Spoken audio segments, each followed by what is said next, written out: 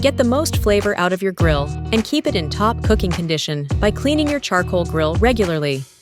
Here's how you do it. Remove the grates and scrub off any food particles or grease using a grill brush and grill cleaner. Don't use a brush with loose or damaged bristles. Inspect the grate thoroughly for stray bristles after cleaning. Next, remove the ash and any leftover charcoal from the base of the grill with a small shovel.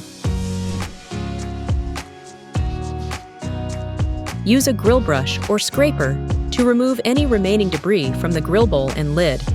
For stuck-on residue, clean with warm water and dish soap. Once the grates are clean and dry, apply cooking oil with a folded paper towel or clean dry cloth. Seasoning the grates helps prevent food from sticking when you cook. Once you place the grate back in position, you're all set to add fresh charcoal for your next cook. Regular cleaning keeps your charcoal grill working better and lasting longer.